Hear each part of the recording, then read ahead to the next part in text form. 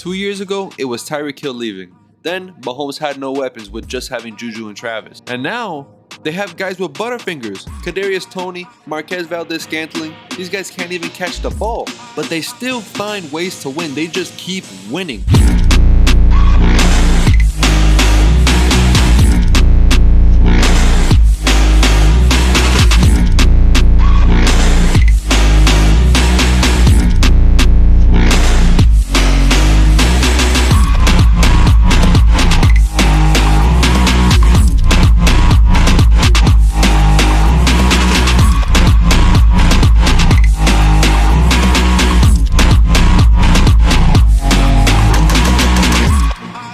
It is honestly getting frustrating to watch these guys win over and over and over again. It's almost like the Patriots dynasty all over again. And I still haven't forgiven Tom Brady for demolishing my favorite team every single season. So I don't want to see Tom Brady 2.0 with Mahomes. But honestly, it's not even Tom Brady 2.0. It's even worse. It's like Tom Brady 5.0 because Mahomes is just as talented as Brady, but is just more mobile. He's basically Brady on wheels. It's a terrifying team to play against and a team that probably is not going to stop winning for decades, maybe 2 decades. I mean, you never know. Maybe with the increase in technology, Mahomes will play till he's 60. Do the Chiefs win because of Mahomes? Well, yeah, of course, he has something to do with it. I mean, in the 6 seasons that Mahomes has been a starter for the Chiefs, they've made the AFC Championship or the Super Bowl every single time. 6 for 6. Is it Travis Kelce then? Well, yeah, I mean, Travis is on pace to be the greatest tight end of all time and is also marrying the NFL golden child, Taylor Swift. Speaking of Taylor Swift, is Swift the reason that the Chiefs keep winning? Did she bless the team with the power of every 13-year-old girl in the world? Honestly, that doesn't sound too far-fetched. Or is it the Chiefs coaching staff, Andy Reid and Steve Spagnuolo? Now I know some people are going to say, oh, it's rigged for the Chiefs. The NFL wants Travis Kelce and Taylor Swift to win the Super Bowl and ride off into the sunset and retire. Bro, calm down, man. I'm not 100% against the idea that the NFL might be rigged because, I mean, it really might be. We've seen plenty of things from officiating to rule changes. So I really wouldn't put it past the NFL. But that's not what this video is about. Before 2022, the Chiefs were the most high-flying team in the NFL, being led by the three-headed monster that was Mahomes, Kelce, and Tyreek Hill. Sadly, as we all know, this trio's time together was cut short after Tyreek and the Chiefs could not come to an agreement over his contract, and he was then traded to the Miami Dolphins. But somehow, the seasons following Tyreek's departure, the Chiefs just kept winning. In those 2 seasons without Tyreek, they averaged 389 passing yards a game, which is 4 yards more per game than when they had Tyreek. They won a Super Bowl and are a few weeks away from potentially winning another Super Bowl. And, you know, Mahomes won his second MVP. I gotta be 99% sure at this moment that Tyreek was not the reason the Chiefs were winning games. But he may have been the reason that they were losing games. But more on that later. Stick around to find out. Dude, Travis Kelce, a tight end, passed Jerry Rice for most receptions in the playoffs all time.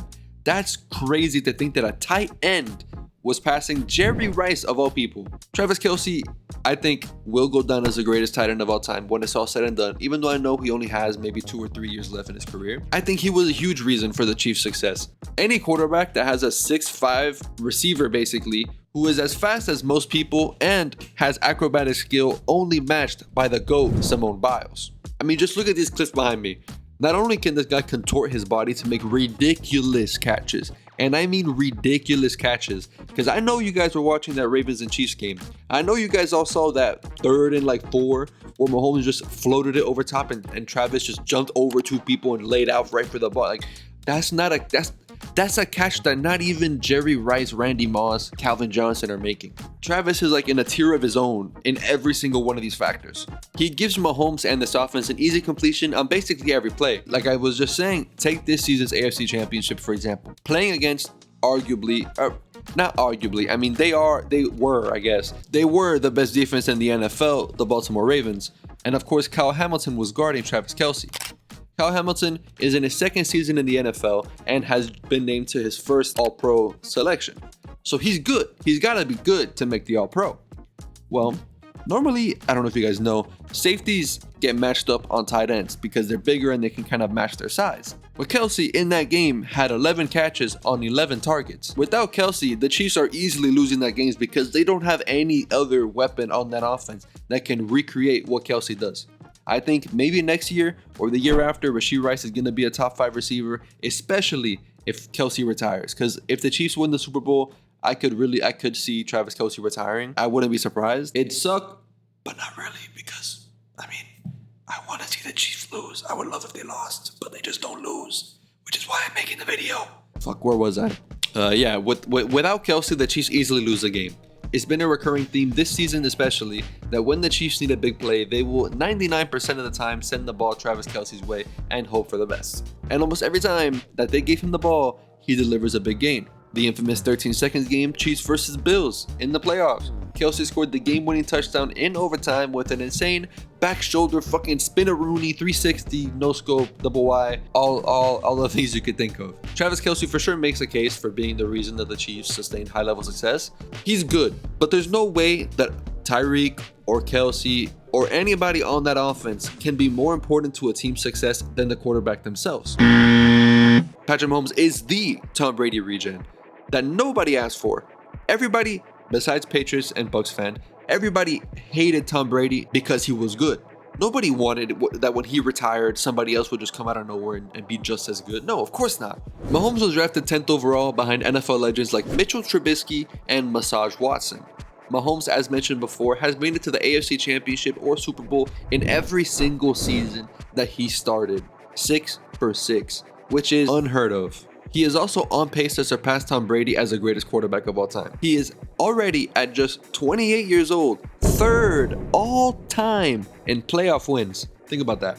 He's 28 years old. He has more playoff wins than Peyton Manning, more playoff wins than Drew Brees, more playoff wins than any good quarterback, Russell Wilson, any good quarterback all time you could think of. The only people he doesn't have more playoff wins than is Joe Montana and Tom Brady. But honestly, I'm not convinced it's totally him.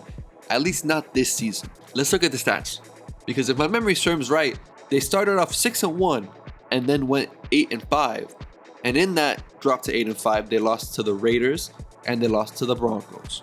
Those are two not good teams.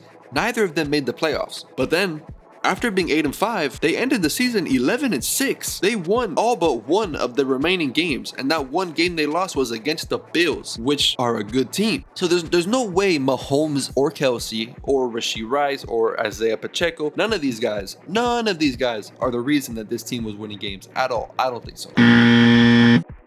I think it might have been some Taylor Swift magic, to be honest. I think that her little 13-year-olds were over there casting spells with their voodoo dolls on every quarterback and head coach they were playing against. I'm gonna be so honest. I think Travis Kelce only got with her because he knew it would guarantee a Super Bowl. End of video. Thank you for watching. I'll see you guys on the next one.